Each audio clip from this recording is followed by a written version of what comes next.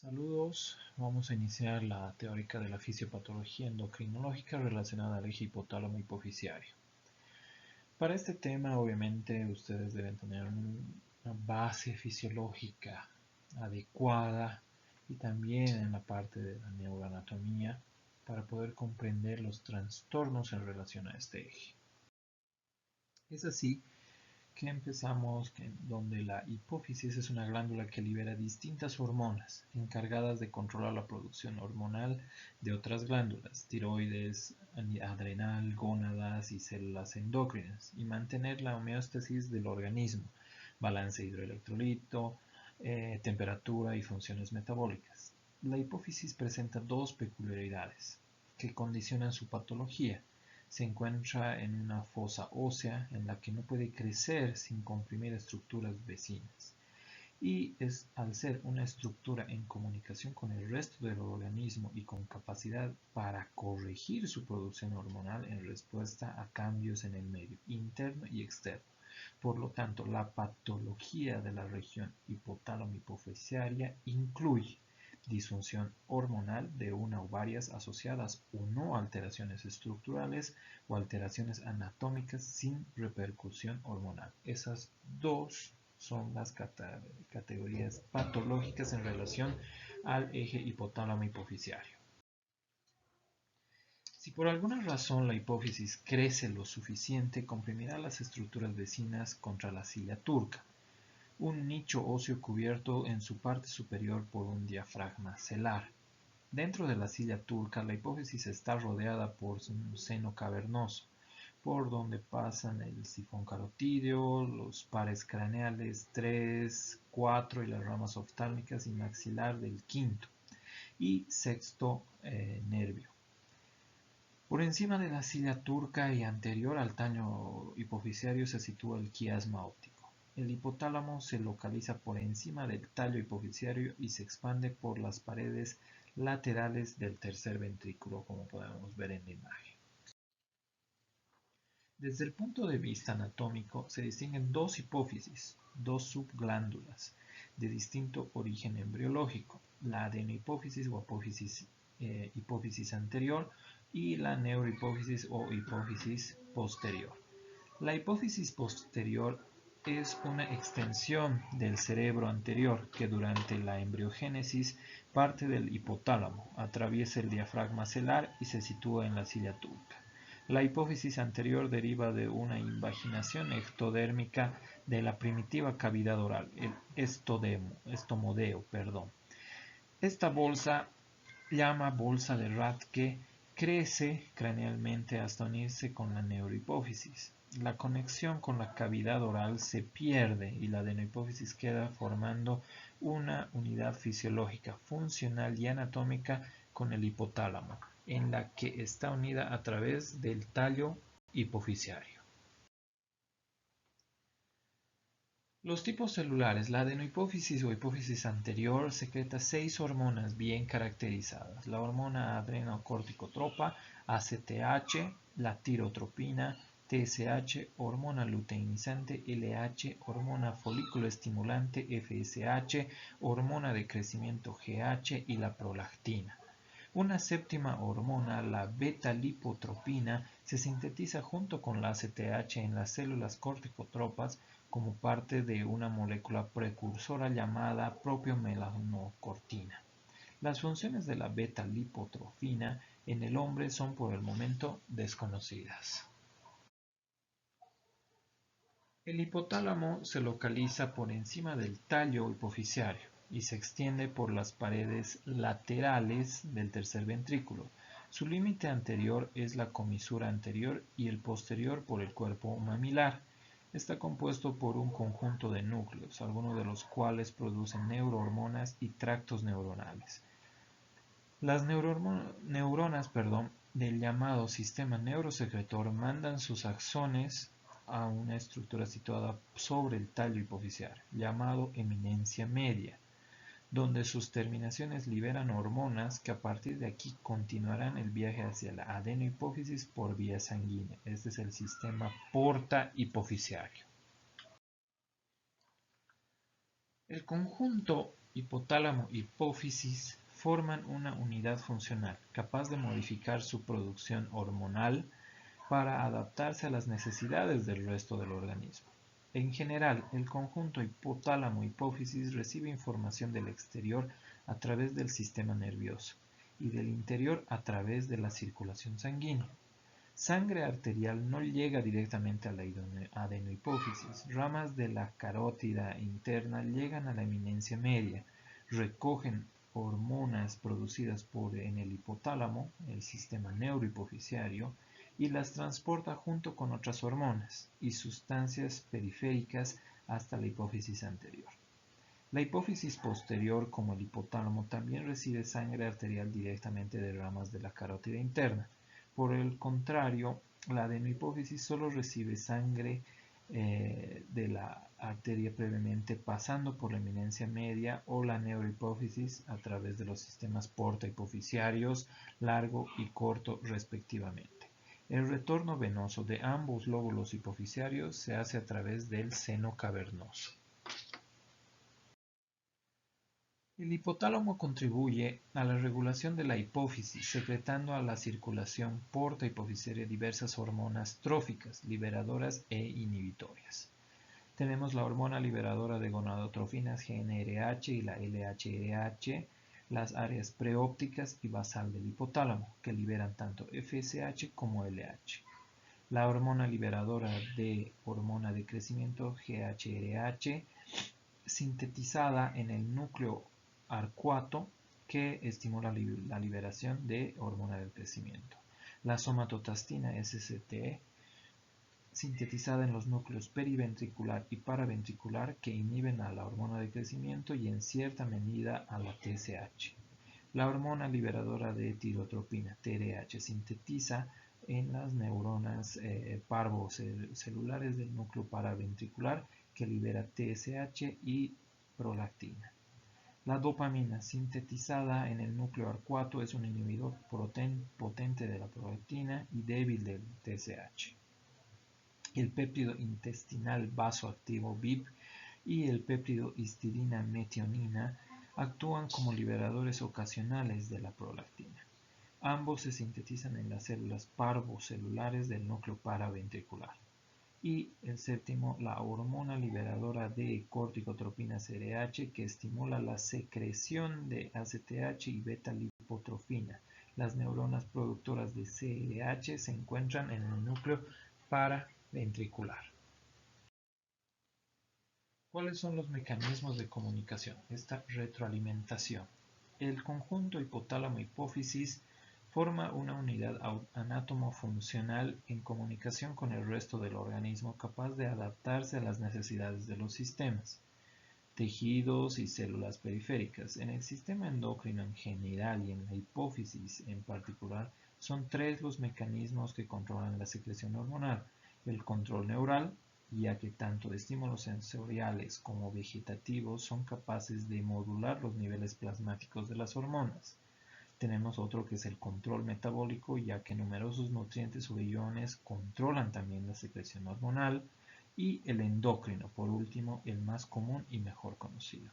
El control endocrino se realiza fundamentalmente a través de sistemas que utilizan el principio de retroalimentación, definido como un método de autocontrol de un sistema mediante la inserción en él del resultado de su actividad anterior.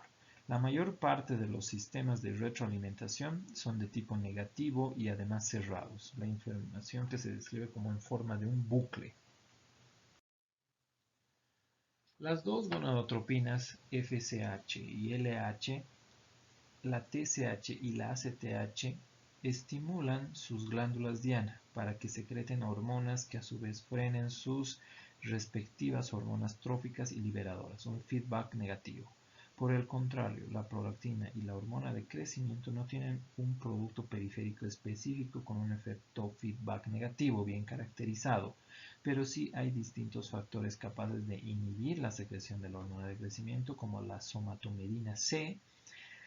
Solo una pequeña parte de los sistemas de retroalimentación son positivos. En la mujer tenemos un ejemplo de feedback positivo poco antes de producirse la ovulación, cuando los niveles de estrógenos son capaces de estimular la liberación de GnRH y LH. Entrando a lo que es la fisiopatología en el eje hipotálamo hipoficiario, podemos ver que en el hipopituitarismo significa que es una disminución total o parcial de la secreción de la hipófisis anterior y como consecuencia la alteración en la función del resto del organismo. El hipopituitarismo pueden tener su origen en lesiones hipotalámicas, hipoficiarias, en el sistema de conexión entre hipotálamo y la hipófisis, tallo y eminencia media. Si la lesión está localizada en la hipófisis, esta deberá afectar a más del 75% de la glándula para que sea sintomática y produzca un fallo secundario de órganos y tejidos periféricos.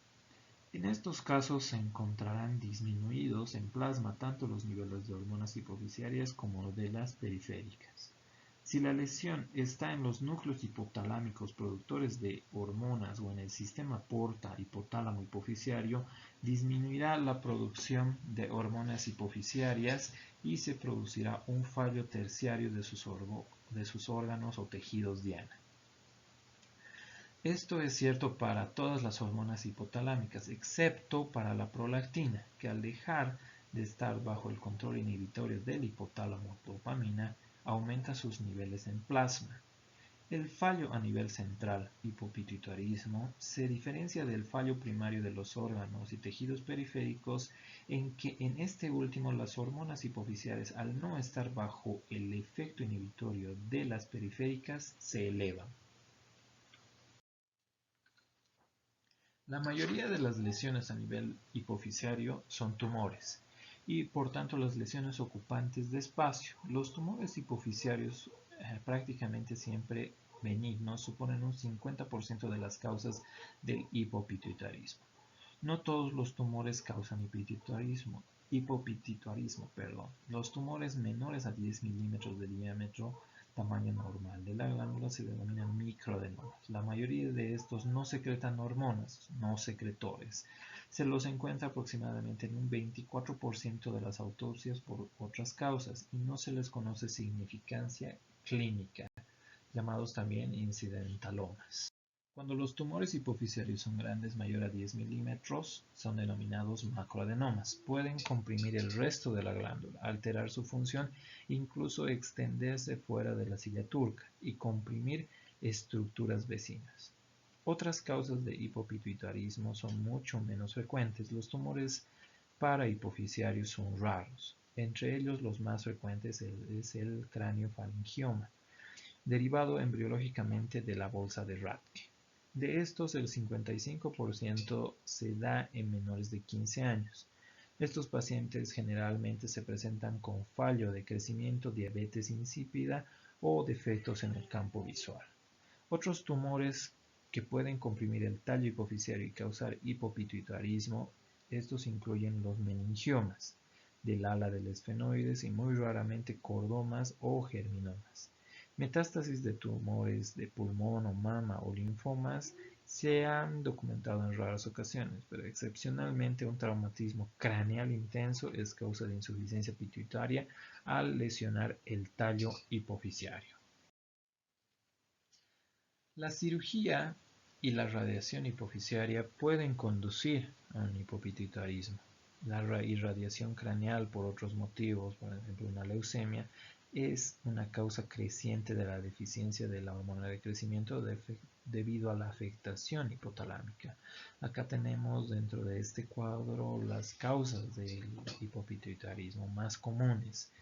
En la actualidad, el infarto hipoficiario tras una hemorragia postparto, por ejemplo en el síndrome de Sheehan, ha dejado de ser causa frecuente de hipopituitarismo en los países desarrollados.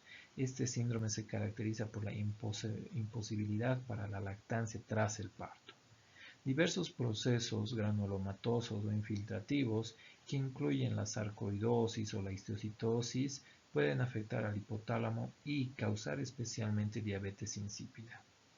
Otros como la hemocromatosis, que es un depósito de hierro, o la hipofisitis linfocitaria, que afecta a la mujer al final del embarazo afectan a la hipófisis. Infecciones como la tuberculosis pueden causar con un hipopituitarismo asociado a la meningitis basal por atrapamiento del tallo hipofisiario o de la eminencia media.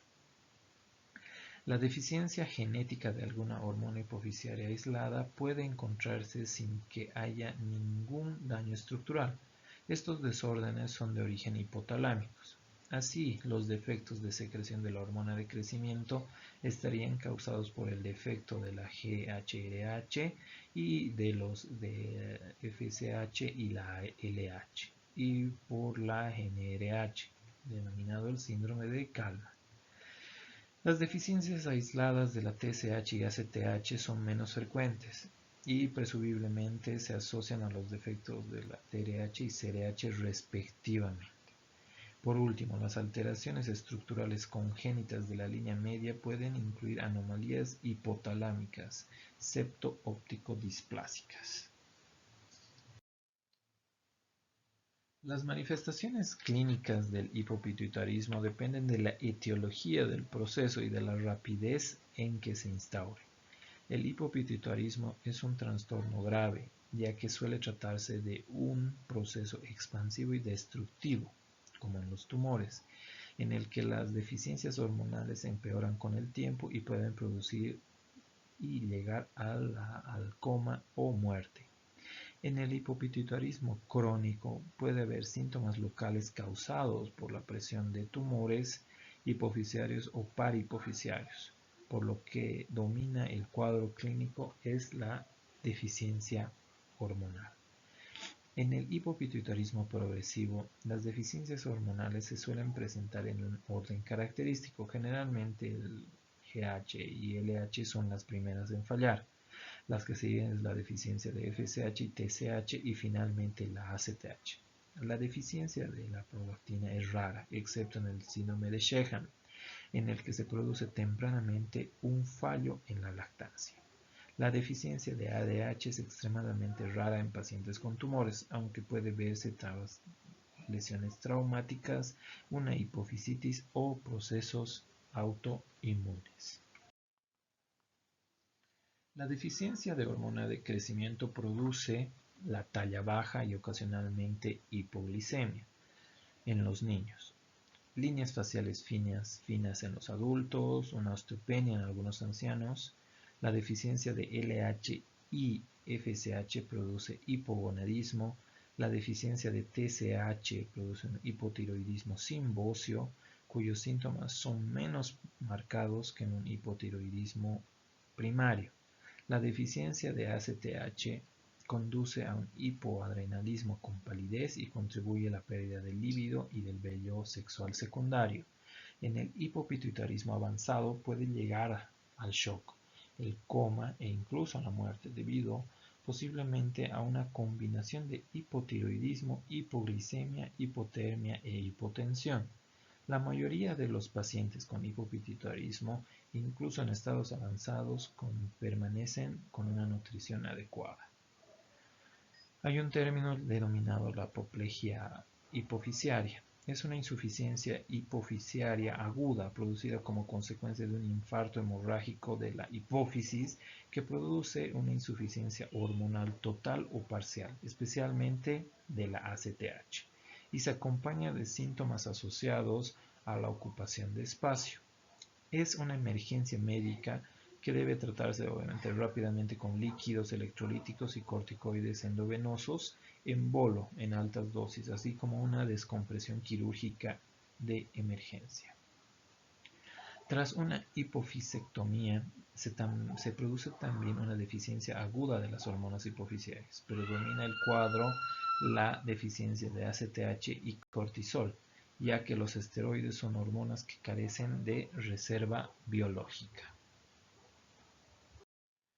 Tenemos diferentes efectos de masa de los tumores hipofisiarios que van a producir diverso tipo de sintomatología dependiendo su expansión, que puede ser supracelular, lateral, inferior, anterior o que puede producir una apoplejía hipofisiaria que habíamos mencionado. Las cefaleas pueden producirse por presión sobre la dura madre, en casos de expansión superior, o más raramente por hidrocefalia en el caso de tumores supracelares, como hemos mencionado, que compriman el acueducto de Silvio.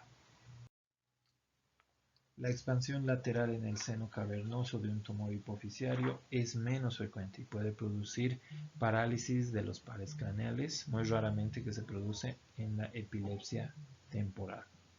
Si el tumor se extiende hacia abajo, puede horadar el seno esfenoidal y el paciente presenta rinorrea del líquido cefalorraquídeo y en ocasiones meningitis. Si el tumor comprime el quiasma óptico, puede producir defectos en el campo visual, especialmente hemianopsia bitemporal. Si el tumor comprime el quiasma óptico, produce defectos en el campo visual, especialmente la hemianopsia bitemporal.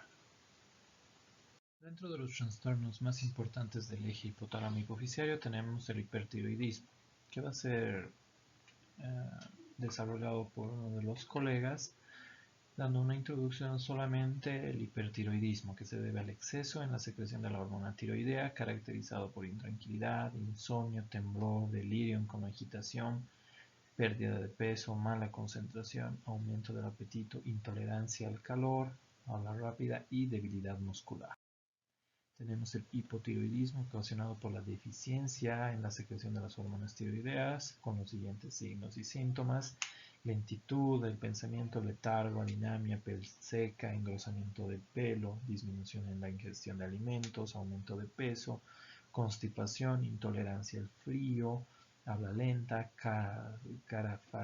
una facies redonda, piel fría, hipocinesia, debilidad muscular, depresión y una de sus complicaciones, el mixedema. Tenemos otro síndrome característico del síndrome de Cushing, caracterizado por una producción excesiva de cortisol y otras hormonas de la corteza suprarrenal, manifestado por obesidad central, hipertensión, osteoporosis, debilidad muscular, la habilidad emocional, diabetes mellitus, hematomas, estrías cutáneas, miopatías, depósito de grasa en región facial y en región interescapular, denominados la joroba de búfalo, y la virilización en las mujeres. El síndrome de Nelson, que es una secreción excesiva de ACTH que se presenta después de una supralectomía bilateral en la enfermedad de Cushing, caracterizada por la pigmentación anómala de la piel, pliegues palmares y en las superficies extensoras de las articulaciones, lenguas y uñas. La enfermedad de Addison, que se produce cuando se destruye más del 90% del tejido suprarrenal por causa quirúrgica, por tuberculosis, histoplasmosis, coccidiomicosis, criptocosis o mecanismos autoinmunitarios. Se manifiesta por fatiga, debilidad, anorexia, náuseas y vómitos, pigmentación mucosa y cutánea, hipotensión y ocasionalmente la hipoglicemia. Dentro del hipopituitarismo tenemos también lo que habíamos mencionado en anteriores diapositivas, que es el déficit en la producción hormonal de la hipófisis, caracterizado por disfunción sexual, debilidad, fatiga fácil, falta de resistencia al estrés, frío, ayuno, pérdida de vello axilar y púbico, hipotensión arterial, defectos en el campo visual, tiroxina libre disminuida, testosterona disminuida, amenorrea, prolactina aumentada, FSH y LH disminuidas. La resonancia magnética revela lesión hipotalámica o hipofisial. También se presenta la diabetes insípida, que es el déficit de vasopresina, caracterizado por una poliuria de 2 a 20 litros por día, polidipsia, una densidad en orina menor a 1000, una sed excesiva, debilidad, fiebre, alteraciones mentales y postración, y que puede llegar a la muerte. El hipogonadismo hipogonadotrófico, que es una afectación en la cual los testículos en el hombre y los ovarios en las mujeres producen pocas o ninguna hormona sexual. El hipogonadismo hipogonadotrópico es una forma de hipogonadismo que se debe a un problema con la hipófisis o a nivel del hipotálamo. El hipogonadismo hipergonadotrófico es el fallo testicular primario, que es una alteración de la función hormonal de las células de Leydig y Sertoli durante la pubertad o una extinción de esta durante la madurez. Está acompañada por una secreción excesiva de gonadotropina en una hipófisis sin daños, por un hipergonadotropismo, como consecuencia de una falta de retroalimentación por parte de las gónadas. He tratado de sintetizarlo, la parte anatómica, fisiológica y los síndromes de mayor importancia en relación al eje hipotálamo hipofisiario y gonadal, esperando que ustedes puedan comprender este tema que es troncal para la resolución y entendimiento de los trastornos fisiopatológicos que se van a ver como el hiperhipotiroidismo, insuficiencia suprarrenal, la hiperfunción adrenal, el hiperhipoparatiroidismo, las neoplasias endógenas múltiples. También vamos a tener como base este eje. Esperando que haya sido de utilidad la presente teórica, me despido deseándoles todos los éxitos en la última parte de la gestión académica. Hasta luego.